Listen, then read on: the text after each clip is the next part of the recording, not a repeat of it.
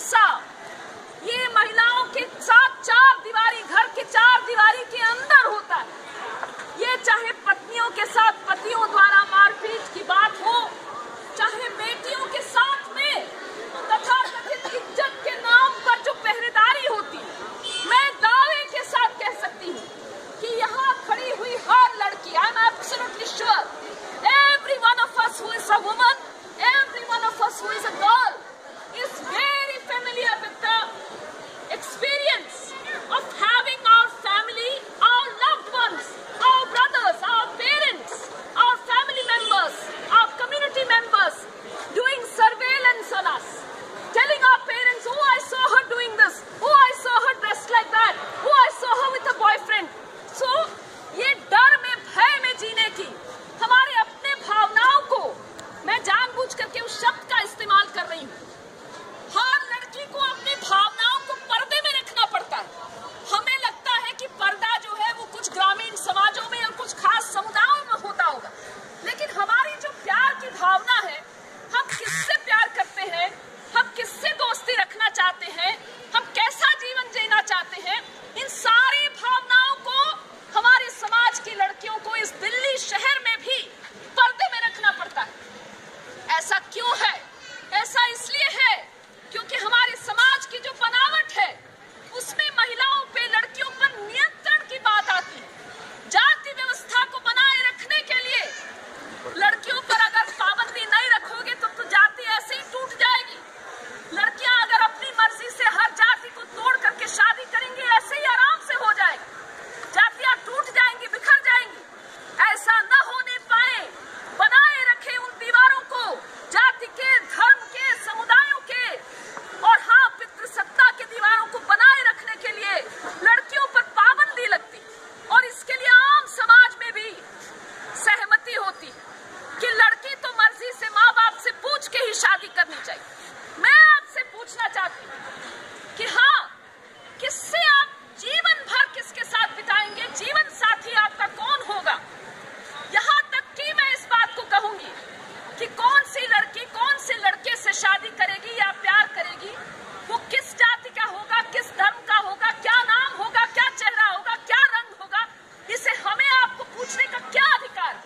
अगर दो लोग, यहाँ तक कि अगर वो दो पुरुष हो, दो महिलाएं हो, वो साथ जीवन बिताना चाहती है, प्यार करते हैं एक दूसरे से, एक दूसरे पर हिंसा नहीं कर रहे, तो उनको ये अधिकार क्यों नहीं मिलना चाहिए? बिल्कुल ये अधिकार मिलना चाहिए, लेकिन ये अधिकार न मिले इसके लिए समाज में कुछ ऐसे तत्व हैं, कुछ ऐसी ताकतें हैं जो बनी हुई। हमने यहाँ पर देखा भावना के मामले में कि खुद उसके अपने रिश्तेदार, अपने मामा, शायद अपने माता पिता, उन्होंने इस तरह की भयानक हिंसा की। एक बहुत सुंदर कविता है, आप सभी लोगों के मैं कहूंगी कि इंटरनेट पे मिल जाता है, खोज करके जरूर पढ़िएगा। आलोक धंधा की कविता है भागी हुई लड़कियां, जिसका पहला लाइन है कि कितनी ज्यादा दिखाई पड़ती है घर की दीवारें जब कोई लड़की घर से भागती। भागते लोग कहां से हैं? भागने को बड़ा खराब माना जाता है, लेकिन सब जानते हैं कि लोग जेलों को तोड़ के भागते हैं।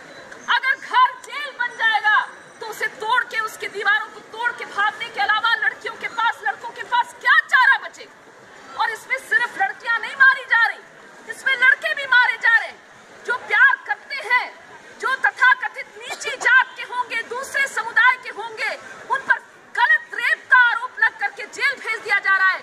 उन लड़कों पर जो है, उन्होंने तो रेप किया नहीं, जो सही में रेप करते हैं उनकी गिरफ्तारी नहीं होती, लेकिन जिस लड़के ने प्यार किया, शादी की, और हमारा समाज कैसा है सोचिए, हमारे यहाँ की पुलिस कैसी है सोचिए।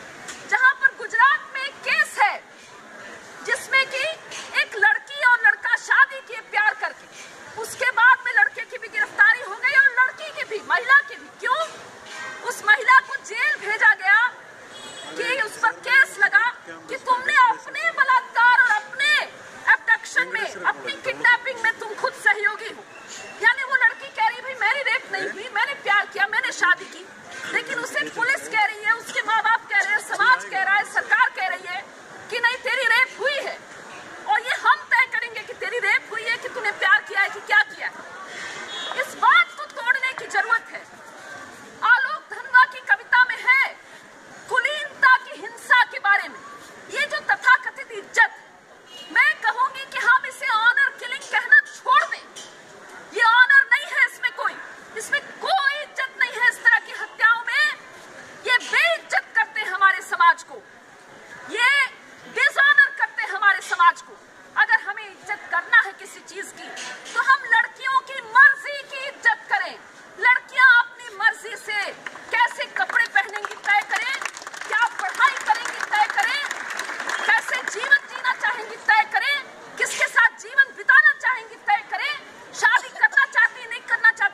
तय करें। और एक और बात मुझे कहना है आखिरी में, लेकिन बहुत जरूरी बात है।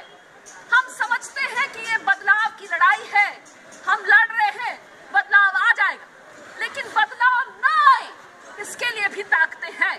और मैं इस बात से बहुत परेशान हूं कुछ महीनों से कि जब हम देखते हैं कि हमारे यहाँ की जो सत्ता है, जो सरकारें हैं, वो जब साथ देती है इस तरह की सोच को, तथाकथित जो ऑनर किलिंग है, जिसको कहना चाहिए परिवार की हिरासत में हत्या, कस्टोडियल किलिंग्स कहना चाहिए इनको, इनकी लॉजिक को, इनके पीछे जो दिमाग है उसको वो बढ़ावा देते दिखाई दे रहे। जैसे आपने सुना होगा मीडिया में लगातार एक टर्म आजकल सुनने को आ रहा है कि लव जिहाद। ये क्या है ये लव जिहाद भला? अगर किसी भी केस को तलाशिए तो पता चल रहा है वो सारे प्यार के मामले हैं जिसमें लड़कियों ने, बालिग लड़कियों ने, एडल्ट लड़कियों ने मर्जी से प्यार की है किसी मुस्लिम लड़के से, किसी क्रिश्चियन लड़के से। तो वहां पर समाज के कुछ ठेकेदार जो कहते हैं कि लड़कियां फलाने कपड़े ना पहने, लड़कियां वैलेंटाइन डे ना मनाए, ये ताकतें आकर के खड़ी हो जाती हैं और कह लेती हैं कि ना ना ना ना ना, ये लव नहीं, ये जिहाद, ये हम तय करेंगे। ये लव है नहीं, ये जिहाद है, ये हम तय करेंगे। मैं फिर कहूंगी, जब आपको अखबार के पन्ने में या मीडिया के चैनल पे ये शब्द सुनाई दे लव जिहाद, तो तुरंत आप लोग तय कर लीजिए ये झूठ है। ये कोई लव जिहाद नहीं है, ये प्योर एंड सिंपल लव है। और उस लड़की को आमतौर पे ऐसे केसेस में बंधक बना के रखा जाता है कुछ संगठनों द्वारा और उन पर दबाव डाल करके जबरदस्ती करके। जैसे एक उदाहरण दूं, कल ट्विटर पे एक मनुष्य है तपन घोष नाम के, कोई बंगाल के हिंदू संहति नाम के संगठन के, उनकी मैंने ट्वीट देखी। उस ट्वीट में वो कहते हैं कि मैंने आज एक लड़की को लव जिहाद से रेस्क्यू किया, बचाया, लेकिन आप क्या करें, अब तो मुश्किल का काम तो अभी शुरू हो रहा है कि वो लड़की मानती नहीं मेरी बात को। मैं कह रहा हूं कि तू मत प्यार कर उससे, वो मानती नहीं मेरी बात। The difficulty now starts to persuade her that she is a victim of love jihad. Let women decide if they are a victim or not. आप आकर के मत बताइए कि लड़कियां विक्टिम है और हम बचाने चले आए। लड़कियों की बचाने के नाम पर तथा उन्हीं पे हिंसा हो रही। और हमारे दिल्ली शहर में 40% जो रेप कंप्लेंट्स दर्ज होते हैं, 40% केसेस ऐसे हैं जिसमें लड़की नहीं कह रही कि मेरा रेप हुआ, माता पिता कह रहे हैं कि मेरी बेटी का रेप हो गया है, आपको केस दर्ज करनी होगी, जब लड़की चीख चीख करके कह रही मेरा रेप नहीं हुआ।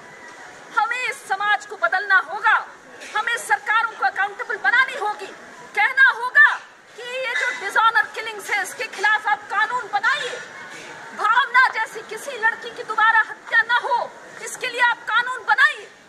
मैं आखिरी में, अंत में आप लोगों को ये अपील करूंगी, हम सारे महिला संगठनों ने मिलकर के तय किया है दिसंबर में 10 दिसंबर ह्यूमन राइट्स डे है। ह्यूमन राइट्स में ह्यूमन में अक्सर वुमेन को गिना ही नहीं जाता। हम सारे लोगों को कह रहे हैं, यहाँ सारे लड़कों को, सारे लड़कियों को, कि इस बार ह्यूमन राइट्स में ये जो राइट है, महिलाओं की अपनी राइट, अपनी चॉइस, हर लड़के की, हर लड़की की, चाहे वो किसी भी जात समुदाय के हो, उनको अपनी राइट तय करने की कि वो किससे प्यार करेंगे, किसके साथ जीवन जिएंगे, क्या कपड़े पहनेंगे, कैसे जीवन जिएंगे। इसके लिए हम अभियान शुरू करेंगे, आप लोगों को भी सूचना देंगे। आप लोग सब जरूर इसमें शामिल होइए। ये आपकी लड़ाई है, ये सिर्फ महिला संगठनों की लड़ाई नहीं है, ये आप युवाओं की लड़ाई है। और 16 दिसंबर को निर्भया वाला कांड 16 दिसंबर को हुआ था।